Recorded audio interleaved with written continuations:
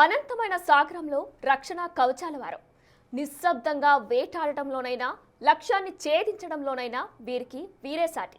నీటి అడుగున నిద్రిస్తున్నట్టే ఉంటూ నిత్యం నిఘా వేస్తారు. కనిపించుకుంటా శత్రువును మాయం చేస్తారు. భారత తీర జలాల్లో శత్రువు అడుగు పెట్టాలన్నా, దేశంపై ఏదైనా కుట్ర చేసే ఆలోచన చెయ్యాలన్నా ఒకటికి 10 సార్లు ఆలోచించేలా చేస్తారు వారు. ఒకప్పుడు తీరానికి రక్షణగా మాత్రమే ఉండేవారు. ఇప్పుడు ప్రపంచంలో ఏ సముద్రంలోనైనా ఆపరేషన్స్ నిర్వహించేలా ఎదిగారు. మనం మాట్లాడుకునేది king of blue sea, Indian navy గురించి. 77 ఏళ్ల గణతంత్ర భారతంలో ఇండియన్ నేవీలో వచ్చిన మార్పులేంటి, రాబోయే మార్పులేంటి? ఇండియన్ నేవీలో చాలా మార్పులు వచ్చాయి. ఒకప్పుడు తీర ప్రాంత రక్షక దళంగా మాత్రమే ఉండే నేవీ ఇప్పుడు బ్లూ వాటర్ నేవీ స్థాయికి చేరింది. ఈ రెండింట్లో ఏంటి తేడా అనుకుంటున్నారా? చాలా ఉంది. ఒకప్పుడు మన వైపు వచ్చే శత్రువులను మాత్రమే అడ్డుకోవడానికి ప్రయారిటీ ఉండేది. కానీ ఇప్పుడు టైం మారింది. ప్రపంచంలో అగ్రదేశాలు నీలి సముద్రంపై పట్టు సాధించేందుకు పావులు కదుపుతున్నాయి. ముఖ్యంగా ట్రేడ్కు సముద్రం ఒక ఆయువు పట్టులా మారింది. దీంతో నేవీని మరింత ఆధునీకరించడం మొదలైంది.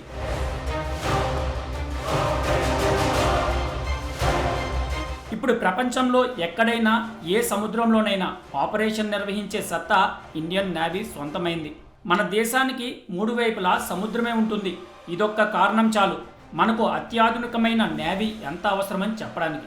ఇండియన్ మెయిన్ల్యాండ్తో పాటు లక్షద్వీప్, అండమాన్ నికోబార్ ద్వీపాలతో కలుపుకుని 11,000 కిలోమీటర్ల సుదూర సముద్ర తీరం ఉంది మన దేశానికి.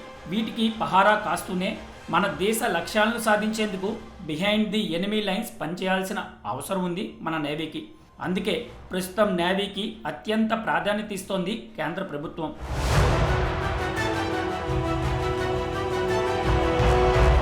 ఒకప్పుడు నేవీ అంటే సాంప్రదాయ యుద్ధం చేసేలానే మన వద్ద ఆయుధాలు ఉండేవి. అప్పుడు మన సత్తా ఏంటో అనేక యుద్ధాల్లో, కీలక ఆపరేషన్స్లో ఇండియన్ నేవీ నిరూపించింది. కానీ ఇప్పుడు అలా కాదు. Frigates, destroyers, submarines, aircraft క్యారియర్స్ను డెవలప్ చేసుకుంటోంది ఇండియన్ నేవీ. ప్రస్తుతం ఇండియన్ నేవీ వద్ద 140 నుంచి 150 వరకు యుద్ధ నౌకలు, సపోర్ట్ వెసల్స్ ఉన్నాయి. INS Vikramaditya, INS Vikrant aircraft క్యారియర్లు, Visakhapatnam class, Kolkata class, Delhi class ఫ్రిగేట్లు, Nilgiri class, Shivalik class, Talwar class submarines, Arihant class nuclear powered submarines, Kalvari class కార్వెట్టీలు, Kamorta, Khukri, Veer class patrol vessels, Sarayu, Sukanya class చిన్న నౌకలు ప్రస్తుతం ఇండియన్ నేవీ వద్ద ఉన్నాయి.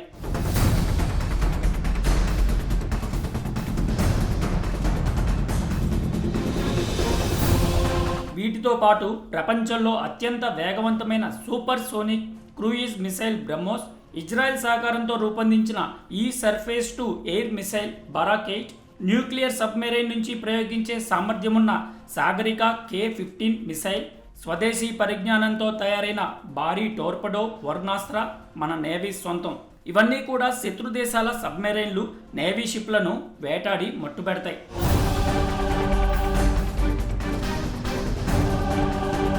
ఇదంతా పాస్ట్. కానీ రాబోయే టైంలో మరింత సామర్థ్యాన్ని పెంచుకోవడానికి సిద్ధమవుతుంది ఇండియన్ నేవీ. ఈ ఏడాది రికార్డు స్థాయిలో 19 కొత్త యుద్ధ నౌకలు నేవీలో చేరనున్నాయి.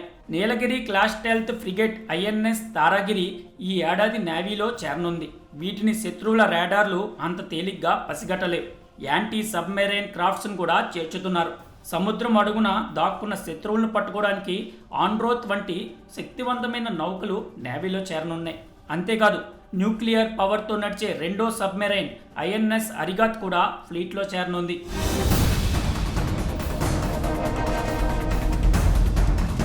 నీటిపైన, నీటి అడుగున మాత్రమే కాదు, నీలి సముద్రం పైన ఉన్న గగన తలంలో కూడా అప్పర్ హ్యాండ్ సాధించేలా అడుగులు వేస్తోంది ఇండియన్ నేవీ. ఎయిర్ క్రాఫ్ట్ క్యారియర్ల నుంచి ఎగిరే సత్తా ఉన్న MiG-29K, నీటి అడుగున ఉన్న శత్రు దేశాల సబ్మెరైన్లను గుర్తించే P-81 పొసాడియన్, ప్రపంచంలోనే అత్యుత్తమ anti submarine helicopter MH-60R Romeo కూడా నేవీలో చేరింది.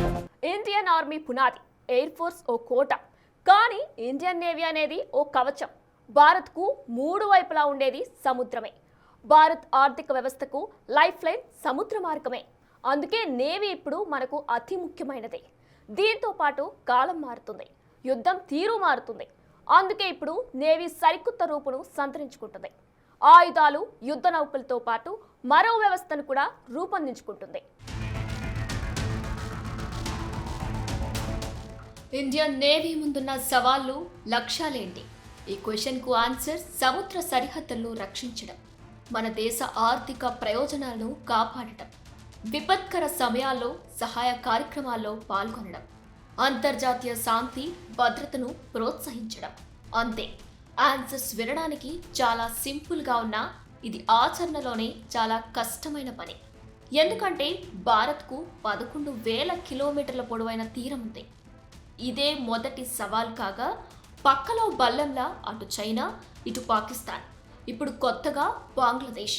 భారత్కు చుట్టుపక్కల శత్రు దేశాలే. వీరికి భారత్లోకి సులభంగా చొరబడేందుకు మార్గం సముద్రమే. అందుకే తీర జలాల్లో నిఘాను పెంచుతూ వస్తుంది ఇండియన్ నేవీ. అంతేకాదు, నిత్యం పెట్రోలింగ్, యాంటీ పైరసీ ఆపరేషన్స్ చేపట్టడం లాంటి వాటిని చేస్తుంది. గతంలో కూడా ఇలాంటి ఆపరేషన్స్ నిర్వహించేది ఇండియన్ ఆర్మీ. కానీ ఇప్పుడు అందులో ట్రెండ్ కాస్త మారింది. ఆపరేషన్ పీరియడ్ పెరిగింది. Solid state, fibre optic lasers, energy systems వచ్చాయి. అనంత సాగరంలో ఇండియన్ ఆర్మీ రీచ్ పెరిగింది. మెయింటెనెన్స్లు తగ్గాయి. షిప్స్, సబ్మారిన్స్ కు న్యూక్లియర్ ప్రొపల్షన్ సిస్టమ్స్ వచ్చాయి. ఫస్ట్ కిల్ క్యాపబిలిటీ పెరిగింది. నావల్ కమ్యూనికేషన్స్ అప్డేట్ అయ్యాయి. ఇస్రో డెవలప్ చేసిన GSAT-7 multi band military communication satellites ఓ గేమ్ చేంజర్ గా మారాయి. అంతేకాదు, Indian navy animated marine systems పై కూడా ఫోకస్ చేసింది.